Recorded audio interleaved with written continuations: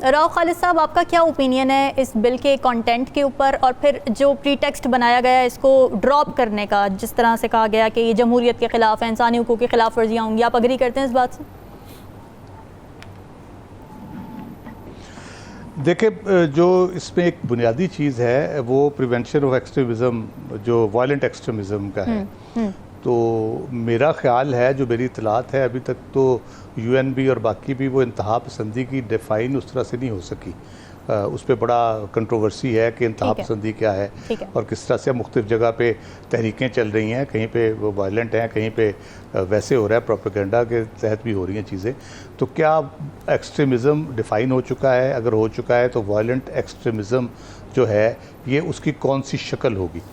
जब वायलेंट है तो उसमें फिर ज़ुबानों बयान भी वायलेंस में आएगा, या तो डंडा सोटा किसी ने उठाया है, कोई हथियार उठाए हैं, तो वो तो वायलेंस में आते हैं। सही। तो बुनियादी मसला ये है कि ये जो बिल है ये इसकी किस सूरत में आना, और जो चीज़ें इसमें हैं, मैं जैसे जैसे पढ़ता जा रहा हूँ बहुत हैरान होता जा रहा हूँ। एक तो ऑब्वियसली कवर है, ऑलरेडी सारे कवानीन में ये चीज़ें कवर है। फिर दूसरा, पाकिस्तान में जिस तरह कानून का इत्तलाक होता है उसमें किसी ऐसे खौफनाक किस्म के कानून बनाने की ज़रूरत ही नहीं है। आप तो 3 MPO के तहत लोगों को महीना 2 महीने 10 दफ़ा कोर्ट्स बेल देती हैं, हाई कोर्ट धमकी देती है, फिर आप जाके लोगों को रिहा करते हैं तो अगले दिन फिर DC साहब एक ऑर्डर जारी करके फिर उसको गिरफ्तार कर लेते हैं। तो उसमें ऐसी क्या प्रॉब्लम पड़ गई थी कि आप इतना खौफनाक किस्म का बिल एक बनाएं और उसको पढ़ते जाएं, आप परेशान होते जाते हैं कि क्या क्या चीज़ें किस किस तरह से घेरा जाएगा लोगों को, किस किस तरह से उसमें लपेटा जाएगा जो हमारा तरीक़ाकार है। ये तो पुलिस काम कर लेती है। चोरी ज़रूरी लाई पे बहस चोरी का मुकदमा बना दिया। हमारे रियाज असमत जो एक MP होते थे ज़ियाउल हक के दौर में, नवाज शरीफ को वोट नहीं दिया 80s में उन्होंने चीफ मिनिस्टर का, तो उन पर भेड़ चोरी का मुकदमा बना के उनको बंद कर दिया। तो ये तो बहुत आम सी बातें हैं, ये रोज़मर्रा का हम देखते हैं। बात ये है बुनियादी तौर पर कि पिछले 15 माह में हमारी अवामी हुकूमत जो आई हुई है और जो जमहूरी हुकूमत होने की दावेदार है, उसने बिल्कुल स्पेस अपनी छोड़ दी है।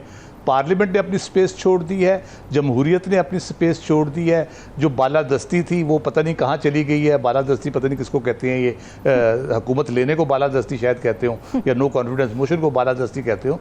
ये बिल्कुल स्पेस अपनी छोड़ गए हैं और ये जमहूरियत के, जो उन्होंने सही कहा सेनेटर मुश्ताक साहब ने, कि ये आखिरी कील है जमहूरियत के ताबूत में। तो ये बने ना बने, लेकिन जितनी स्पेस दे चुकी है हमारी पॉलिटिकल एलीट, उसमें ज़रूरत नहीं है। इसमें सिर्फ एक मुझे खुशाइंद पहलू नज़र आता है कि ऐसे कवानीन के होते हुए फिर मार्शल लॉ की ज़रूरत ही नहीं रहेगी मुल्क में। तो इसलिए मार्शल लॉ नहीं लगेगा, बाकी सारी चीज़ें मौजूद होंगी, हर चीज़ मौजूद होगी। तो बस ये खुशाइंद पहलू है इसका। अदरवाइज तो कसर कोई नहीं छोड़ी इस हुकूमत ने इस किस्म के कवानीन को ला के और तबाही फेर दी है। ठीक है राव खालिद साहब, ये जो 29 बिल मंजूर किए गए उनमें से 24 यूनिवर्सिटीज़ और तालीमी इदारों से रिलेटेड थे, जिस पर नूर आलम खान साहब ने कहा भी कि इतने आप यूनिवर्सिटी से रिलेटेड बिल पास कर रहे हैं तो इससे पहले आप ये तो देख लें कि इस वक्त मेयार तालीम है क्या, उस पर यूनिवर्सिटीज़ के भी कुछ स्टेक होल्डर्स, एजुकेशन से जो लोग ताल्लुक़ रखते हैं, उनको भी आपको ऑन बोर्ड लेना चाहिए था। तो ये क्या हुआ असेंबली में? जी बिल्कुल, ये सारी चीज़ें ज़ाहिर है मद्देनज़र रखनी चाहिए। बुनियादी तौर पे पार्लियामेंट का काम है कानून साजी, कोई हरज नहीं है उसमें। रोज़ के 50 बिल पास करें, रोज़ के 100 बिल पास करें, लेकिन कौन से बिल पास हो रहे हैं, क्वालिटी ऑफ लेजिस्लेशन क्या है, प्रोसेस क्या फॉलो हो रहा है, उसका प्रोसेस तो बिल्कुल फॉलो नहीं हो रहा जिस तरह से उसको किया जा रहा है। आज भी हमने देखा कमेटी को रेफर इन हुआ एक बिल और वो उसको पास करने की कोशिश की जा रही थी। तो जितने भी बिल ये आए हैं यूनिवर्सिटीज़ के अलावा, यूनिवर्सिटीज़ की अपनी जगह पर उनकी एस्टेब्लिशमेंट किस तरह से हुई हमने उसमें भी आपको स्कैंडल नज़र आएंगे जल्दी। जैसे जैसे ये हुकूमत जाएगी और केयर टेकर गवर्नमेंट आएगी, उसमें बड़े स्कैंडल आएंगे। फेडरल डायरेक्टर ऑफ एजुकेशन के बड़े स्कैंडल्स हैं जिसमें बहुत घपले करने की कोशिश की जा रही है। DG को भी तकरीबन हटा दिया गया है, डिप्टी DG को भी हटा दिया गया और JS को चार्ज दे के कोई 2-3 ऐसे मामला करने की कोशिश की जाए जिसमें 1.5-2 अरब के घपला है तकरीबन। आप कह लें कि एक उसमें किक बैक होगा उस मुख्तलिफ मामलात में। तो ये सारी चीज़ें इसमें भी निकलेगी। लेकिन जो दूसरी लेजिस्लेशन जिसकी हम बात कर रहे हैं, वो जितने आपके आइन में बुनियादी हकूक़ दिए गए हैं डायरेक्ट उन पे वो जद पड़ रही है आपकी। आपकी शख्सी आज़ादियाँ सल्ब की जा रही हैं। तहरीर व तकरीर की आज़ादी हो, आपको फ्री मूवमेंट की आज़ादी हो, आपको कोई नज़रिया रखने की आज़ादी हो, आपको पॉलिटिकल पार्टी बनाने की आज़ादी हो, जिस किस्म की लेजिस्लेशन की जा रही है उसमें बिटवीन द लाइंस ऐसी चीज़ें हैं कि आपकी सारी आज़ादियाँ तकरीबन सल्ब की जा चुकी हैं। अगर ये आज वाला बिल पास हो जाता तो बिल्कुल वो आखिरी कील की जो बात हो रही है, ये बिल्कुल आखिरी कील होती उन आज़ादियों के ऊपर। तो ये और फिर उसके ऊपर जो सबसे अफसोसनाक सूरत हाल है, हमारे जो अदलिया पूरी है या अदालती निज़ाम इस वक्त जो है वो भी तकरीबन एक मजाक बन चुका है। उसके जिस तरह से वो ऑर्डर देते हैं, पाकिस्तान की सबसे बड़ी कोर्ट ऑर्डर देती है कि इलेक्शन कराएं 14 मई को, नहीं होते, वो कहते नहीं कराते जी, कर ले जो करना है। उसकी बजाय एक धरना आ जाता है उसके बाहर, सुप्रीम कोर्ट के बाहर, और वो पता नहीं वायलेंट एक्सट्रीमिज़म में आता है कि नहीं आता, अल्लाह बेहतर जानता है। तो ये इस तरह की सूरत हाल है। जहाँ अदलिया की ये सूरत हाल हो, सिविल सोसाइटी आपकी खामोश बैठी है, NGOs आपकी बोल नहीं रही, जिस किस्म की इंसानी हकूक़ की खिलाफ वर्जियाँ हो रही हैं पुलिस के हाथों, और गवर्नमेंट जिस तरह से स्टेप्स ले रही है अपने सियासी मुखालफिन के ख़िलाफ़ और दूसरे लोगों के ख़िलाफ़।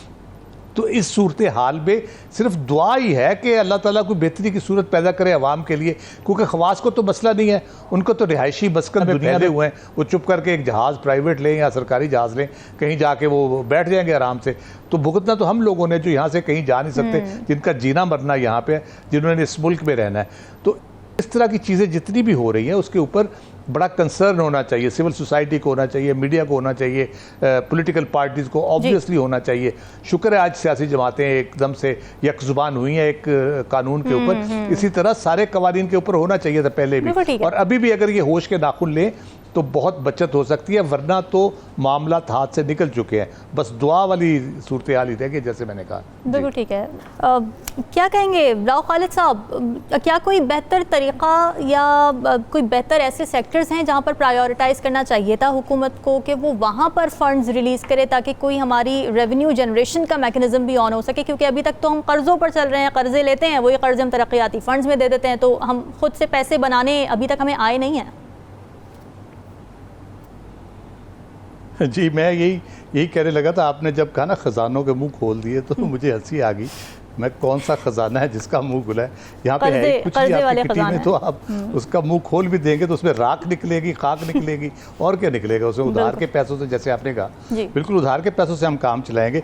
एक और हिलाली साहब से मुझे याद आया, मुझे भी काफ़ी इंटरनेशनल विजिट्स का मौका मिला डिग्निटरीज़ के साथ, प्रेसिडेंट, प्राइम मिनिस्टर के साथ। तो ऐसे लोग भी थे जो अपने गर्मियों के कपड़े साथ ले जाते थे, इंटरनेशनल विजिट का इंतज़ार करते थे, और ड्राई क्लीनिंग वहाँ से कराते थे होटलों में जाके, ताकि पैसे बच जाए। पाकिस्तान में जो 500 रुपया उस वक्त सूट का लगता था या 400 रुपया, तो वो बच जाए। तो ये अप्रोच हमारी यकीनन इसी किस्म की है। ये तरक्याती फंड है, और ये इसको आप प्री पोल रिगिंग आप इसको कह सकते हैं। ये जो तरक्याती फंड जो दिए जा रहे हैं MNS को खास तौर पे, बाकी मंसूबों की अप्रूवल हुई है, उसका प्रोसीजर 4 साल 5 साल 6 साल चलता है, वो फंड रिलीज़ होंगे, फिर आगे केयर टेकर सेटअप आएगा, उसके बाद गवर्नमेंट आएगी, जैसे भी होगा तो वो उसके रिलीज। लेकिन ये जो MNS को दिए गए 50 अरब के करीब तकरीबन, और पंजाब में जो गाड़ियों की खरीदो फरोख्त खरीदी जा रही हैं और जो उस पर इन्वेस्टमेंट हो रही है, और वो ये यकीनन प्री पोल रिगिंग में आता है। और सरकारी मुलाजमीन को इस तरह अपीज़ करना एक कोशिश है उसको, उनको माइल करने की कि जब इलेक्शन हो तो आप किस तरफ आपने खड़े होना, ताकि आपको आइंदा भी इस किस्म के बेनिफिट्स मिलते रहें। लेकिन एक चीज़ शायद ये लोग भूल रहे हैं, हम अगर जुलाई 2022 के इलेक्शन देखें, जो ज़िमनी इलेक्शन हमारे हुए, तो ये जो सड़कें, नालियाँ, गलियाँ, बिजली, गैस के प्रोजेक्ट्स के ऊपर अब लोग उस पर वोट उस तरह से नहीं करेंगे। ये इनकी गलत फहमी है। अब बिल्कुल एक डिफरेंट किस्म की अप्रोच लोगों की है, एक नज़रियाती आप कह ले, एक रेवोल्यूशन कह सकते हैं आप उसको, एक हद तक इनकलाब आया हुआ है। तो उस तरह से आप वोट नहीं ले सकते, ये प्रोजेक्ट, ये तो रिश्वत है, ठीक है, मैंने उसको शायद लेकिन अनफॉर्चुनेटली सिस्टम इस तरह हमारा काम करता है।